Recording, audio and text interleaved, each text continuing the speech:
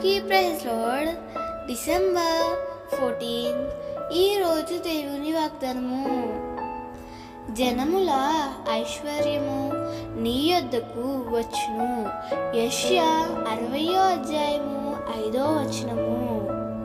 పేదరికమే శాశ్వతం అని అనుకుంటున్నావా? నిన్ను ధనవంతునిగా చేయుటకు ప్రభువే దరిద్రునిగా మారాడు. నీవు పేదవానిగా ఉండుట దేవునికి ఇష్టముండదు. అందుకే ప్రభువునందు